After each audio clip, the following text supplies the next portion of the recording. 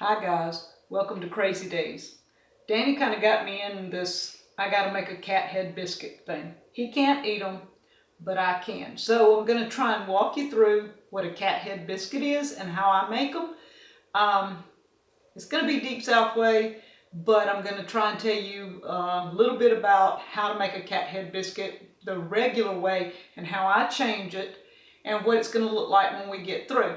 First off, I've got my oven preheated at 475 degrees. I've got my cast iron skillet, and I'm going to show you that here. I've already greased it, and I use shortening. I used Crisco to grease it. You do not want to put your biscuits into a cold pan. You want to put it into a hot cast iron pan. So, into the oven it goes. Number one, flour. I have 2 cups of flour, and this is self-rising all-purpose flour.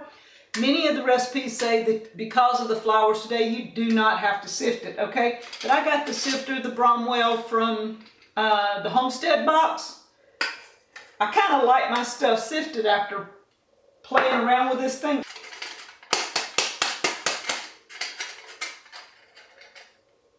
Okay, so we have 2 cups of sifted flour, just because I wanted to sift it. Now you don't have to sift it, it can be fine and dandy. Usually the old people had a flour bowl and they pulled their flour back in the bowl, made a little hole and put their shortening. I put a couple of spoonfuls of Crisco and then the rest butter, about 3 tablespoons of butter. And you just kind of get in there and mix it up. You got to kind of cut it. If you've got a pastry cutter, works great. Just kind of mix this stuff up. Now, to the side, it calls for buttermilk, a cup of buttermilk. All right, I don't keep buttermilk, and we use almond milk. So what I did, I put a cup of almond milk there, added about a tablespoon of lemon juice. Works the same way as buttermilk and have no issues.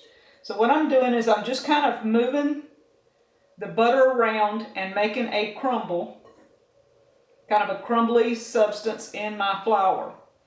And you don't have to get it perfect, but you want it you don't want big hunks of butter or lard or shortening, oil, whatever you're using. You just need 2 cups, you need at least 2, if not 5 spoons of oil, shortening, butter, whatever. And basically, that's all I'm doing. I'm not perfect at this. I haven't made these in quite a while because of the gluten issue. But I'm figuring I'm going to enjoy a cat head biscuit. Danny started this. He won't. He'll have to eat his almond biscuits. But I'll enjoy the cat head. Okay. Basically, it's kind of crumbly. That's it. You can use a spoon. You can use a pastry cutter. I'm just doing it the way my granny did. And she would have done it a little different than this. She wouldn't have had this big lump. She would have started in the center and just poured a little and they would have mixed. Like this. Now I'm going to mix mine with a spoon now to show you the difference. Okay. Just mix a little in at a time, making your dough. And you see I just have a little dough on the side. Add a splash and just incorporate a little more dough at a time, and until we work it all in. And basically that's all it is working your flour into a dough, starting with a little bit and just continuous work until you have all of your flour and milk incorporated into it, a little along. The old people use their hands. I'm just showing you for those of y'all that don't like to use your hands into stuff. You can do it this way. You don't want a really wet, nasty dough that you can't work with because you're fixing to turn it out and make some biscuits with it on your floured surface. Okay, we're about to get there.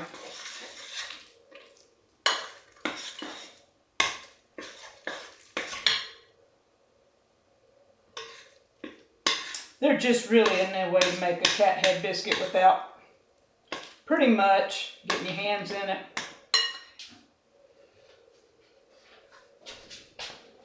Okay, I have my floured surface here. And forgot the most important part. We gotta have the pan. I'm going to sit it over to the side here on my wooden thing so it's not burning a hole in something.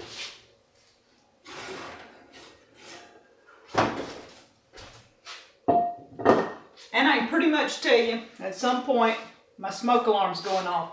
Anytime I open the oven and some kind of steam comes out, smoke alarm goes off. Cat head biscuits are all about how big. Okay, cat head biscuits are all in how big you make them. And you don't want them sticking to your hands. And pretty much this is what you do. You just take a big hunk and you roll it around, make a biscuit about the size of a cat's head. That's where it came from. Nothing spectacular. And I'm going to make about, with this, approximately, maybe I can make 3. Most people would have made smaller biscuits, whatever, but you want them that size. That's what I'm telling you. This one may not be quite as big. I'm not good at proportions, but still a big biscuit.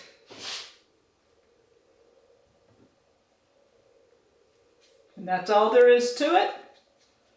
We're putting it in a 475 oven for about 10 to 12 minutes. And if you can see, the bottom of these have already started cooking. And I'm fixing to jam them in the oven right quick. One of them's a little smaller, yes, I get it. A cat head is the size of the 2 that I made here.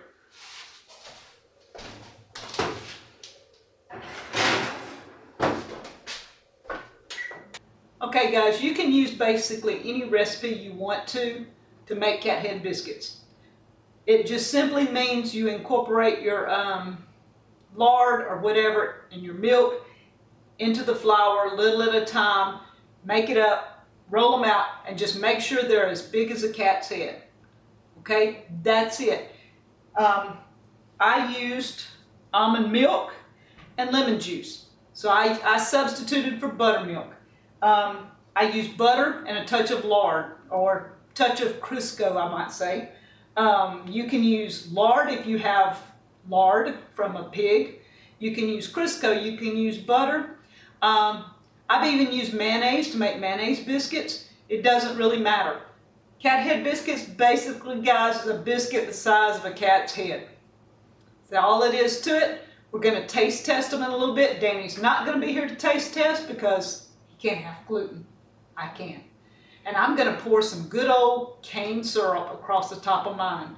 My cat head biscuit with some fine cane syrup across the top of it. Oh my goodness. It's going to be good.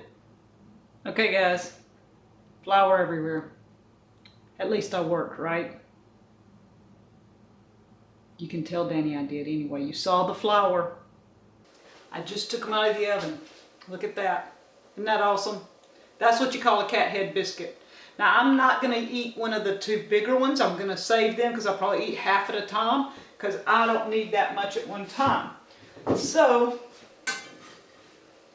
we're going to show you what the bottom looks like.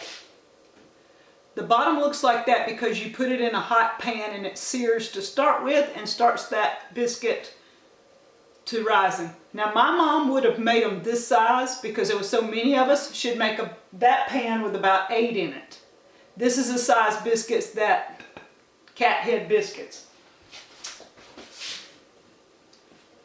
Y'all, this is the size biscuits Danny likes. I'm talking, look at that biscuit. Big as my hand. Okay, that cat must be a mountain lion, okay? Because that would have been a big, big cat to have a head that big. But that's the size he said he always made. He liked that size because he didn't want to use 2 or 3 of these. He wanted 1. So I'm going to show you, and it's hot, so I'm trying to do this. This is what it looks like. It's good, creamy.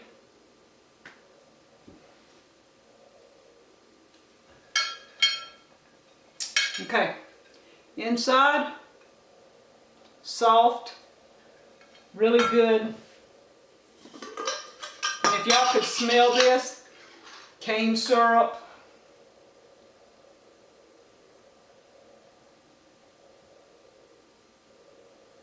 And I'm going to have to get this where you can see it up close.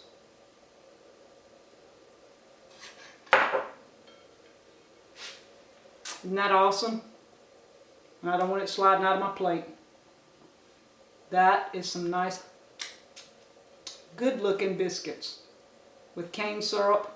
And guys, when I was little, we would go over to my aunt's or my granny's or anywhere that had biscuits left over from breakfast. And we wouldn't take and cut the biscuit open like this. We'd poke a hole in the top and pour sugar. I mean, literally pour sugar like this down inside the biscuit. And then we'd eat what we called a sugar biscuit. That was really popular when we were little. And this is really good with eggs, grits, bacon. Oh my goodness, if I had bacon right now, I'd be frying me up some bacon and this would be it. Absolute, soft. Y'all just gonna have to take my word for it. It's just falling apart soft now because I done got it wet.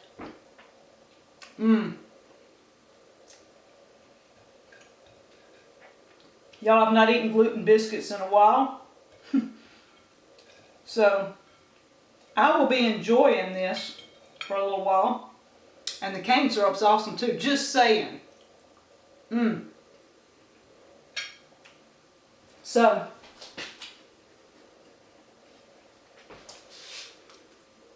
cat head biscuits. Aren't they beautiful? Eat your hearts out, guys. All of you go make you a cat head biscuit tonight. They don't have to be this big, but they have to be this big at least, or bigger. I gotta put that down, it's hot. Thank you guys. See you later. Enjoy your cat head biscuits.